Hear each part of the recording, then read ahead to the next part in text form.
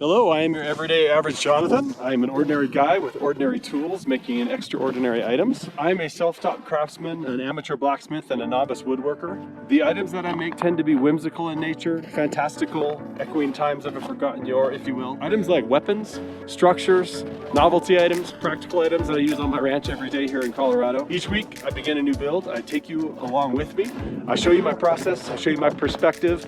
I don't edit out any of my aha moments. I don't edit out any of my mistakes. This week I'm going to start a project that I've always wanted to try. I'm going to be making a morning star. You know that nasty medieval weapon that has the wooden handle, a chain, and then a nasty spiked ball on the top? That's what we'll be making. I look forward to having you along with me on this process. Let's get to the shop and get started.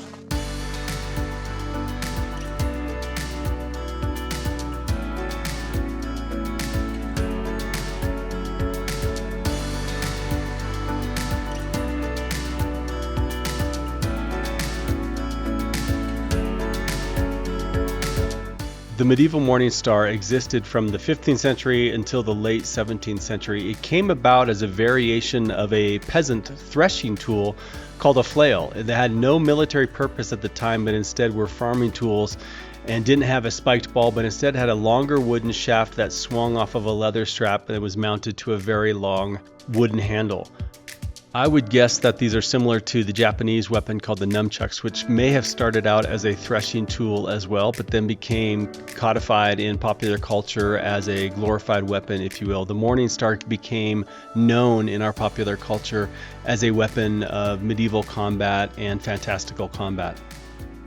Like with any of my designs, I always start with graph paper, always start measuring out the items that I think that I'm going to use. They may end up changing, oftentimes they do, but for the most part, in my mind's eye, I can get a pretty good capture of it by using graph paper.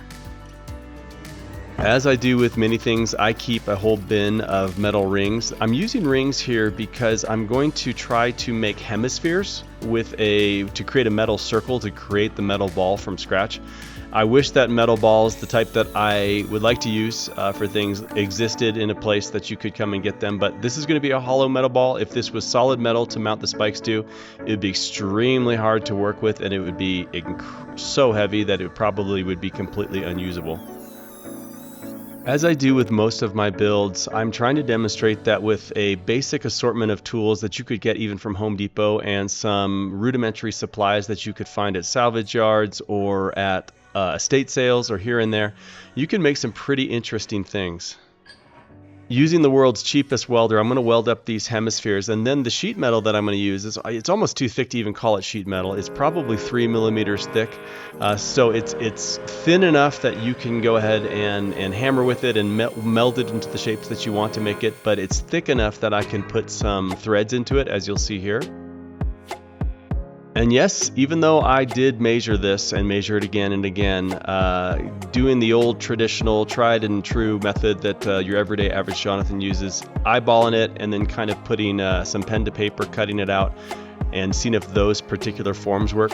They worked pretty good. I've done this once before, and as I recall, the last time I did this exact thing, the football shapes that you see me cutting out here still ended up being too long. For some reason, when I cut them out, I needed to do a lot of grinding on them to get them to the right size. That is not untrue for this particular build. This portable metal bandsaw that I'm using is a must for any metalworker's private shop for me. It's a it's a Harbor Freight special. Very, very inexpensive. I use it all of the time. It works quite well for me.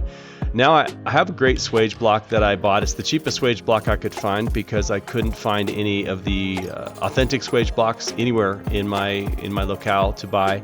But I'm using it to make the hemisphere shapes. It's kind of a three-dimensional compound shape, so it makes it a little difficult, but as you see here, I'm going to have to do some grinding on it anyways.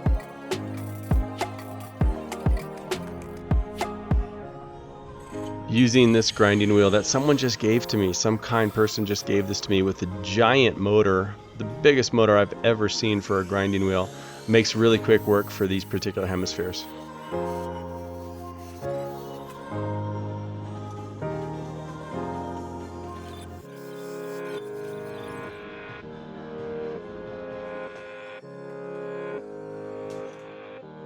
I'm just going to tack weld these hemispheres together, make sure that they look good before I go ahead and complete the full welds across all of the seams.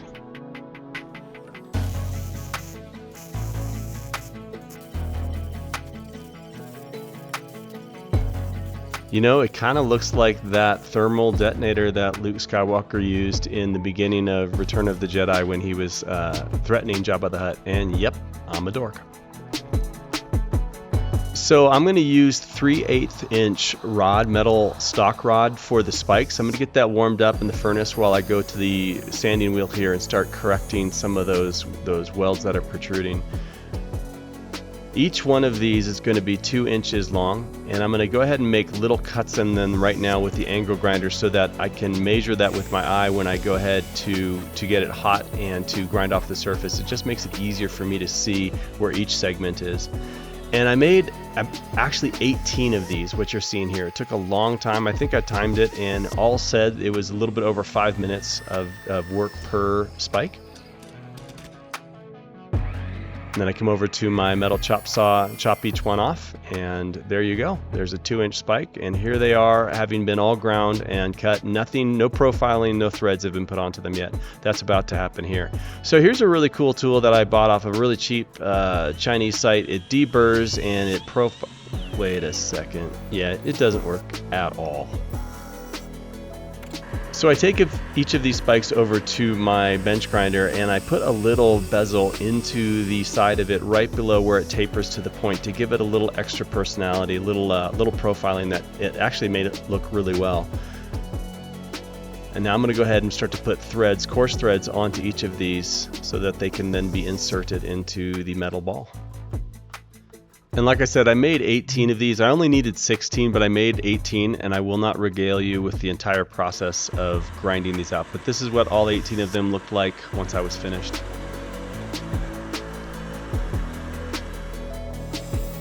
Lots more work on the grindstone and on the wire wheels to get this. I don't want it to look incredibly shiny, incredibly smooth as it does right now, but its basic shape and function are there. I'm going to go ahead and start drilling the holes, but before I am done with this thing, it's going to look black and it's going to look earthy and it's going to look battle worn. And now I'm going to go ahead and start drilling the holes into the metal ball where the points, the spikes, are going to be threaded into. And this was actually more difficult than I thought. As long as those holes were directly over the sheet metal, the 3mm sheet metal, they were thread cut very easily. They were easy to drill. But if they were over the races, those rings that I use, they're bearing races, and they're extremely hard. In making these spikes from the 3/8 inch round stock, I had annealed them, whereby softening them. So I wanted to go ahead and heat quench them and temper them. So I just got them hot, dropped them into this bucket of oil. Again, splattering oil across my shop in the process, but it worked. And while this ball does not need heat treatment, I thought that it would be great because I'd be able to darken it at the same time. It would probably heat treat just well. I did not get it up to red hot, so I suppose there was no heat treatment really, just getting it oil blackened. And I had a really good idea here. I was really proud of myself. To get all of these little spikes and the ball out of the oil bath that they were in, I used a little magnetic rod that I had for other items, and it worked great. Sometimes ye old redneck ingenuity, redneck engineering, hillbilly engineering works wonders. And to put these all together, I thought I'd recruit the chubby little fingers of my daughters. I thought I would need some super glue to keep them in there, but boy did they tighten down extremely tight. And here's what it looks like before I oil darkened it with all of the spikes into it. Now on to the chain. I have never made a chain before. This was going to be the first time. I also, for some incredibly odd reason, which I would come to regret, used 3/8 inch bar stock again for the chain links. I initially thought that I was going to forge weld the chain links together. That did not end up working out for me. I've actually never been able to successfully forge weld anything together. So what I ended up doing on this was I was going to end up riveting these together, and that seemed to work, but the thickness of these links was a big problem for me. It ended up becoming just obtrusive and kind of unruly to deal with. After taking a closer look at this as this was coming together, I realized that the only type of chain and the only type of user of a chain of this thickness would probably have been a orc from the Lord of the Rings.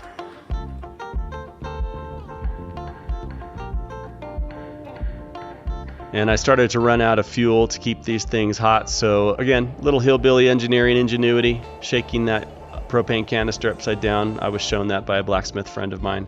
Now I've got 3 sections, actually 2 sections of these set up. I'm going to create one more link and link them all together, and then I'll be ready to rivet these pieces together.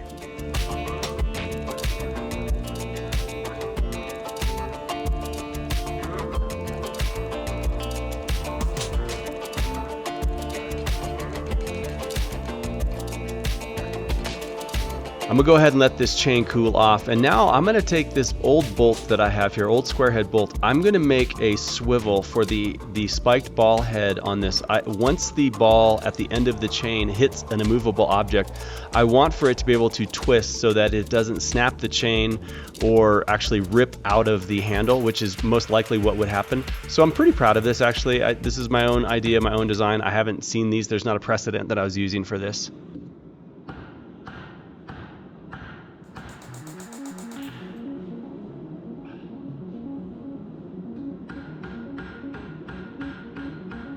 So using this 3/8 inch bar stock, I'm going to make a half loop, and then I'm going to insert kind of a giant rivet with an eyelet in the other side of the rivet, as you see me forming here and profiling here on the bench grinder.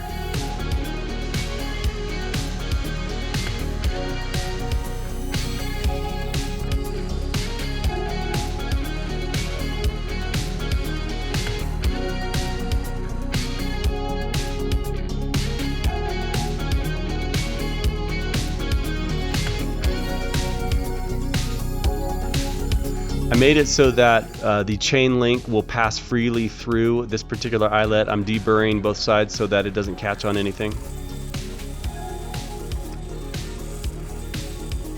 And when it comes to really large format rivets like this, especially those that are difficult to get to, I will use my acetylene torch to get them hot and go ahead and mushroom out that head. All right, my chain has cooled enough, it's annealed. I will go ahead and I will start to drill through where I'm going to put the rivets in. I've not seen any chains that are riveted. I'm sure there's tons out there. I just can't recall if I've ever seen any. It has an interesting effect, an interesting look to it. It looks much more primitive to me, much more Dark Ages, which is a great effect. Even though the chain is so thick, it still has kind of a cool look to it.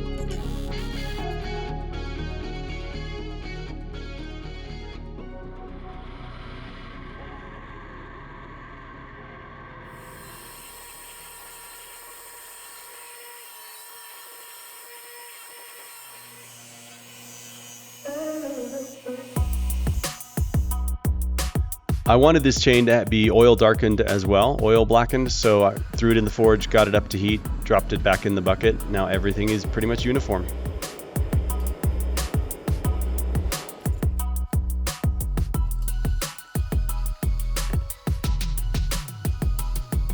One of the great things about living at the altitude and the location that I do in Colorado is that, especially about 6 months of the year, especially in the wintertime, you're almost always going to have snow. So it makes for cooling your metal objects quickly very, very easy.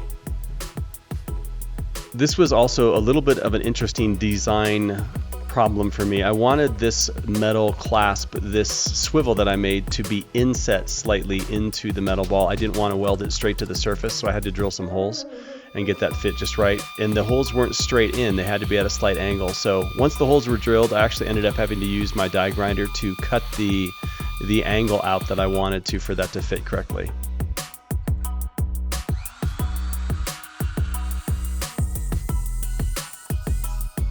I have to admit, using a die grinder in something with these spikes sticking out of it was a little bit intimidating. Those spikes are extremely sharp. They're way too sharp. I got them way too sharp for what they would have been intended. You don't want this thing sticking in something, but I can dull them later. It's all welded up. The clasp looks great. The chain looks pretty interesting. The swivel works great. I'm very impressed with how that swivel came out. Well, that concludes the first half of the Morningstar build for this week. Thank you for joining me. Next week, I will be finishing up the Morningstar, putting the final touches on it and actually putting it to use. I will also be sharing with you a pretty amazing rabbit hole that I went down when researching the history and the usage of the Morningstar. I've been wrong about some things my entire life in how I viewed and what I thought about Morningstars. I can't wait to share that with you then. You'll be very interested to hear what this rabbit hole brought us to. Until then, thank you for joining me.